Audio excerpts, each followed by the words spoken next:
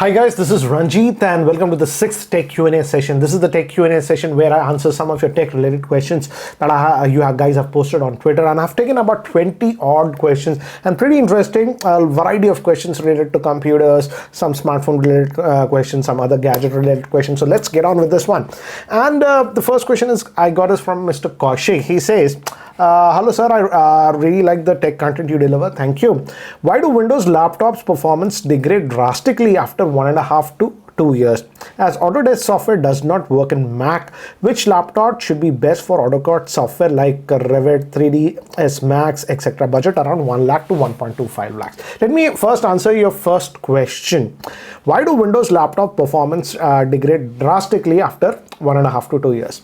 I don't know, guys. I personally haven't used the latest Windows 11 laptops or even the 10 as my primary computers. I have a gaming Windows 11 laptop, but I use it occasionally. The thing is that when I used to use the Windows laptops or Windows computers earlier, this is Windows 7 and earlier, we used to actually generally reinstall Windows completely every 5 or 6 months because it used to get so sluggish. And I think so that time the Windows registry used to get bloated up. If you install a lot of softwares, even if you uninstall it, they used to leave traces there. Thus, it used to get slowed down. So I would say still that will hold if your computer or something is about 1.5 years or 2 years old. Do a complete backup your important data or whatever first, and then do a complete reinstall of Windows and just install your essential software. That should significantly make your computer faster because that'll get rid of extra bloatware or some junk apps, etc. that you had pre-installed or never used, but it was still hogging memory and stuff like that. Also, if it's a desktop computer, this is something that I used to do earlier. I used to actually, after generally a year or so, I used to actually open up the computer, do a deep cleaning inside of it. A lot of dust used to be there and used to clog up in the fans and etc. I used to even open the CPU's fan and clean it, and also apply thermal paste, and that used to actually give a lot of performance because what used to happen is that these fans, etc., a lot of dust used to get accumulated on that one, and that's why the airflow used to be clogged a little bit, and thus the CPU used to get heated up quite a bit even with a little bit of dust. So these are some of the things that you can do, but again, reinstalling Windows every year or something should give a significant boost. Yes, of course, if it's a laptop, you can't just open it up and do all the cleaning, but if it's a desktop computer, do that and it will improve the performance because the airflow, etc., or everything is getting clogged up, and once you clean it up, it's like getting your car serviced, I would say. Anyways, moving to the next one. This is from Ashish. He's saying, even basic applications are getting heavier these days. Does 4 GB of RAM phones handle day-to-day tasks without lag? Will the future of update affect the performance of such phones? Ashish, yes. Currently, the base minimum amount of RAM that you should get on a smartphone is 4 GB. And generally, smartphones that are below a certain price point, let's say 13,000-14,000, come with 4 GB of RAM. And as of now, it's enough. And again, it depends on a UI. If a UI is very heavy, custom UI, then that 4 GB of RAM might be an issue. And as of now, 4 GB of RAM, it's mostly stock Android experience, it'll be fine. But sometimes if you're doing heavy multitasking, and let's say one app or something that has to be resided in memory, that might get booted out. But if you're just a casual user, as of now, 4 GB is fine. But if you're sort of a heavy user, you multitask a lot, then yes, it makes sense to buy 6 GB of RAM. But 4 GB is okay for now if you're not a heavy multitasker or something like that. Moving to the next one, this is by Jyoti Prakash. He's asking, do you think now more people should switch to Linux as Windows is too much resource consuming and also provides many forced updates, and plus Linux is free and open source? Jyoti Prakash, a very interesting question, and I'll give you my perspective. In fact, I have been a developer for almost software developer for 15 years, worked a lot on Unix, Linux. In fact, had servers that I used to maintain on Linux, with just a command control. I used to use that. So what I did is that I also had a Linux machine with myself, and I started using it as a desktop machine. But the problem I found in professional work is that sometimes when I'm taking freelance work or something, sometimes you get files in proprietary format, and when you try to open it with compatibility software, you could open it, but when I used to work on that and write it and send it back to the clients, they used to complain that the formatting is off or they are not able to open it. So that is the problem with the Linux as of now. It's not the Linux operating system. Operating system is great, it's light, but again, if you have specialty softwares or something, or if you are working in a professional environment with others, the compatibility of files and stuff can be a issue. And the problem is some of the softwares that you would like to do, for example, there is a specific plugin or something that a client wants you to use. If it's a Linux computer, it might simply not work, because many of the developers and stuff might write those apps and stuff only for Windows and Mac. That is the thing. It does not matter how well optimized your operating system is, but it's the apps and the softwares that you use for your daily work, and that will determine how fluid is your experience. Sadly, in that area, Linux could not catch up, and I think so that is also prevalent for smartphones also. If you recall, Windows invested billions and billions of dollars on Windows Phone. The Windows Phone operating system was very good, even more fluid than Android, but it miserably failed. Why? The simple reason is that the app developers simply did not start writing a lot of apps for the Windows Phone. Though the operating system was fluid, ran way better than Android and consumed less resources, but it simply flopped because most of the developers were simply not writing their apps for that one. They were writing it for Android and iOS. So that's where you have a problem with it. If it's just your pet project or something, you're not working with professional clients, etc., and all these things, that you can go. But if you're doing that, then you would fall in problem. Eventually, after 4 months, I had to reformat that drive and install Windows.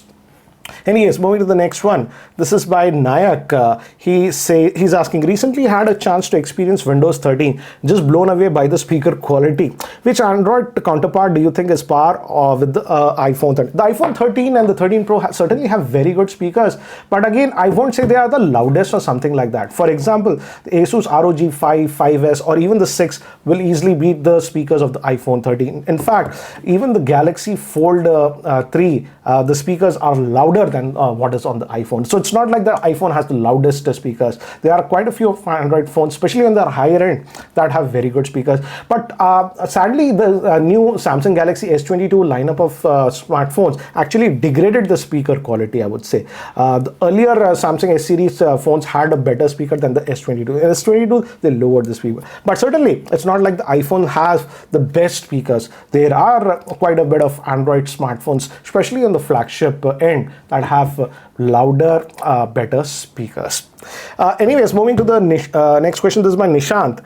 Hi Ranjit, hope you are doing well. My question is related to Apple after sales service. He says, why is it so expensive to repair? I recently dropped the iPhone 12, ouch, and the back is completely gone. The fall wasn't even that high. Now the repair cost is too much that I cannot afford.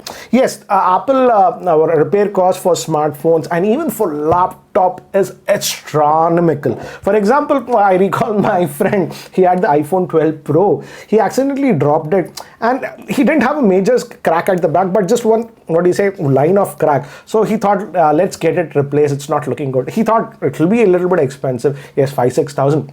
But when he went to the service center, they quoted him a price above 30,000. So yeah, the iPhone repairs are very, very expensive. They said that the motherboard of the iPhone 12 Pro, they just can't replace the back glass. They have to even replace the back entire area which houses the motherboard. Hence the cost is so high. That way, for most of the Apple products, the repair costs are very, very high. Remember guys, Apple is not a mainstream product. It is kind of the, elite flagship product. Like in cars, we see BMW, Mercedes and all those things. Apple is kind of that kind of a product.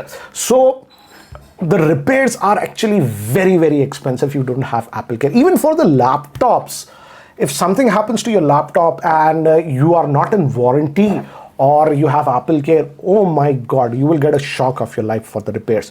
So Apple repairs, people just buy iPhones and stuff like that. But again, you have to also look at the repair cost. These are expensive lifestyle kind of products, Apple products, most of them, and the repairs are very, very expensive.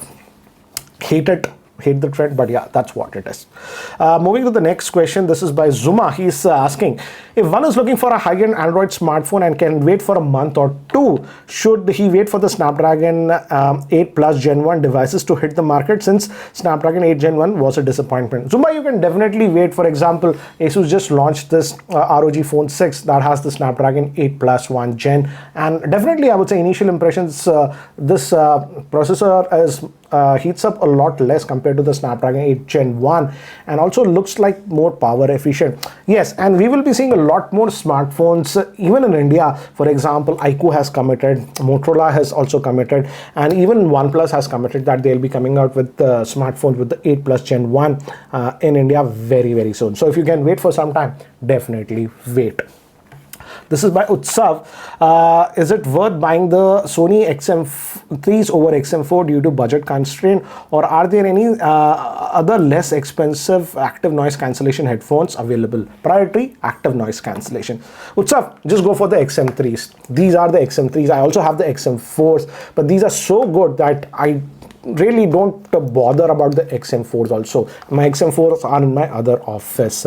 So if budget is tight, just don't worry, go for the XM3s. The active noise cancellation is amazing on these ones. You can watch my review. I had posted it a couple of years ago, but still, if you're getting it for a very good, the XM3s are amazing headphones. Moving to the next one, this is by Mr.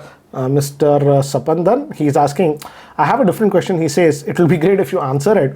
What is the future of eSIM? Will it be seen in all mid-range Android devices, like that? Sapandan, yes, we have seen eSIM in higher-end devices, and most of the iPhones do support it.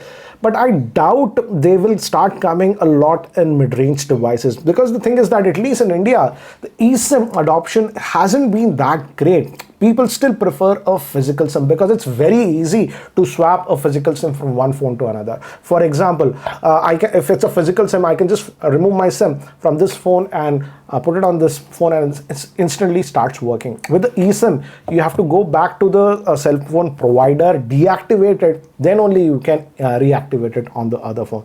So again, I feel many people feel that's a hassle. So eSIM, yes, I've seen some adoption, I've seen a little bit, but the adoption is not that high, and that's why I doubt it will come in mid-range or the budget range smartphones. Still, people prefer a proper, smartphone with dual SIM functionality.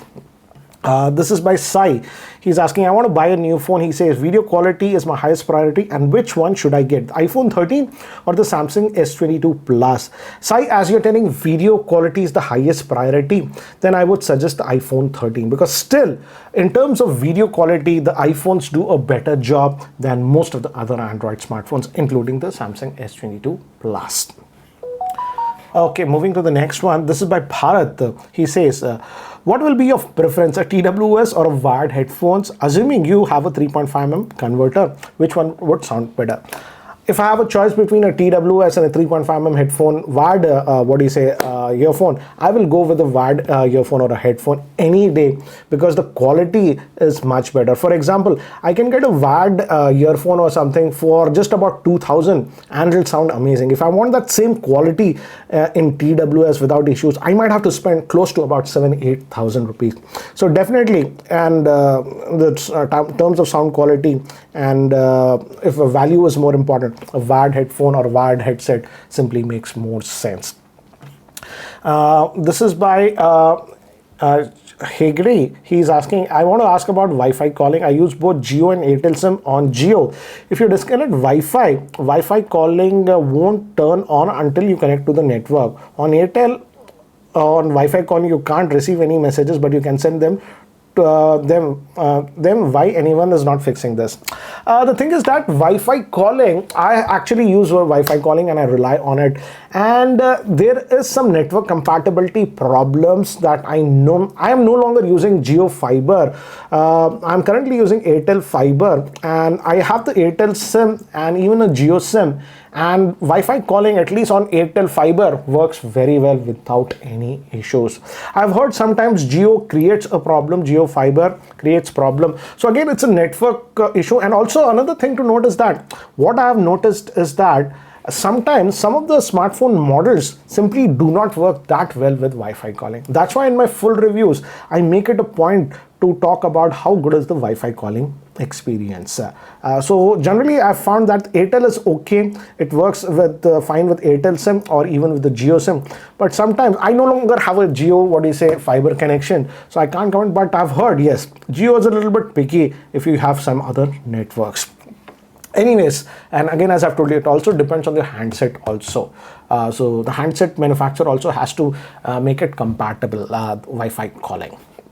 Anyways, moving to the next one. This is by Amber. Why do you think, what do you think about the Nothing phone having the same processor and almost the same spec sheet as the Moto H30? Also in near future, will the company be able to provide solid user ecosystem like Apple?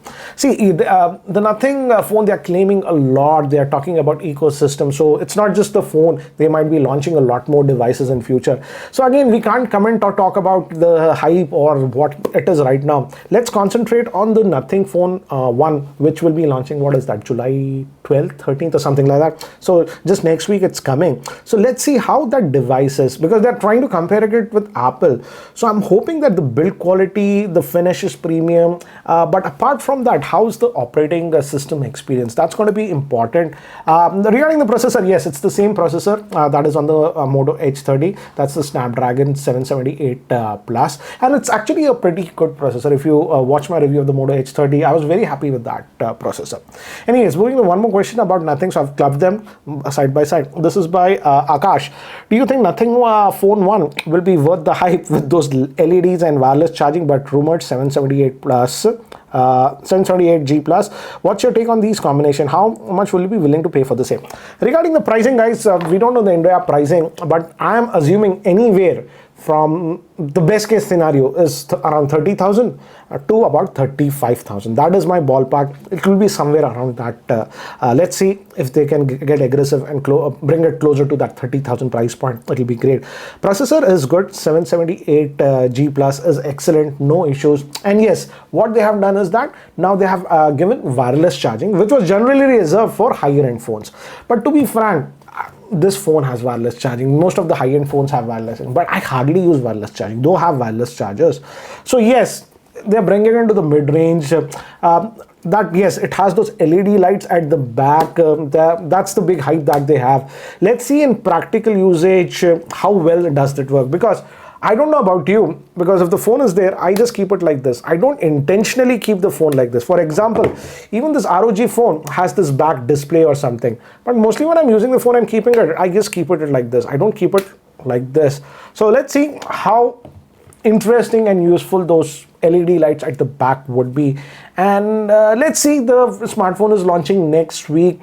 We'll know the reality versus the hype, but I am having expectations with this one, at least in software and stuff. I hope they provide a clean experience, because Oxygen OS is no longer Oxygen OS. So that way I'm having a little bit more hopes from the Nothing team, because it's by Carl Pai and he was one of the founders of OnePlus. Anyways, moving to the next one. This is by Ankit. Hopefully you and your family are well now. Yes, doing a little bit better, not fully recovered, but yeah. What's your take on Motorola phones installing bloatware at a certain price range, and will they eventually install these in their upper mid-range phones too? And what are your expectations for Nothing OS and Pixel 6a? Nothing OS I've already spoken. Okay, let's talk about Motorola. Yes, if you have seen my unboxing video of the Moto G42, there were 2 bloatwares that were added in that daily hunt, and one more app, I don't recall. 2 were there. So yes, looks like Motorola is now adding slight bloatware in phones below a certain price point. I thought initially they will be adding bloatware on all G series smartphones. That was not the case, because the G82, which was above 20,000, did not have any bloatware, a completely clean experience. So looks like after a certain price point, they are adding bloatware. So I don't know what is that price point. Is it 15,000 or 20,000? So looks like that will be the case as of now, and looks like, because the H series are generally above 20,000 mostly, I don't think so the H series will have any bloatware. But I am keeping tabs on this one, and I hope Motorola does not introduce these ads on higher end smartphones. Because that's the only brand right now that's left, because even Samsung in their mid-range smartphones is adding a ton of bloatware. So I'm a little bit worried about it, but let's see what Motorola does with that.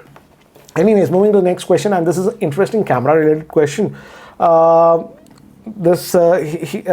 can't spell your name, Lesul. Okay, DSLR cameras versus mirrorless cameras. How are you going to choose between these two when you are into traveling? Moderate photography and also weekend trips. Kindly suggest some with a middle order budget segment. Regarding DSLR cameras and mirrorless, if you're a traveler, I would lean over the mirrorless cameras, because generally the mirrorless cameras are less bulky, and so that way when you're traveling or something, that makes more sense. And DSLRs now is a dying breed. Most of the brands that used to be the DSLR loyalists, like Nikon, Canon, also have moved to mirrorless, and I in fact now have completely moved to mirrorless cameras.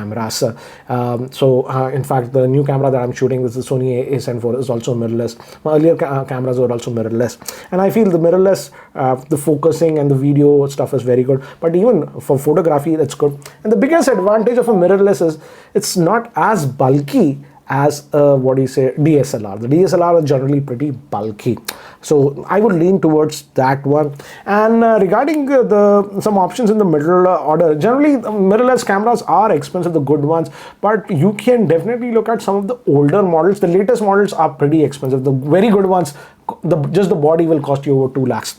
But you can look at some of the older ones. If your budget is very, very tight, you can look at the Panasonic G7. I think so that's for 35,000-40,000 or something like that.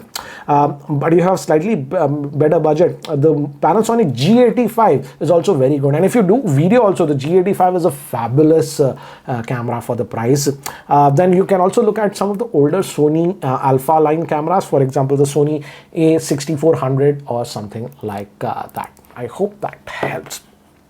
Moving to the next one, this is by Ashish. He says, EU is forcing everyone to make USB-C as mandate. Will rules like this cripple the companies in terms of development? No, in fact, it's a very good move that EU is doing.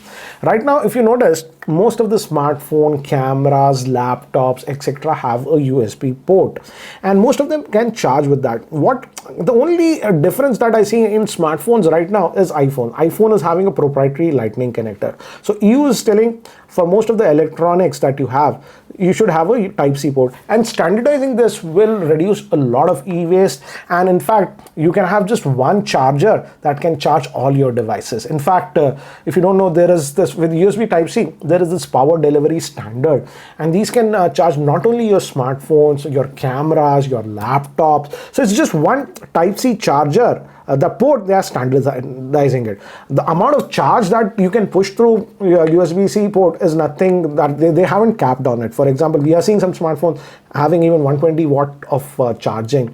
So it's not like you is like capping the amount of charge that you can push through it, but that's standardizing the charger so that every manufacturer, like Apple is having a lightning connector. Let's say tomorrow some other brand comes, he has his own connector.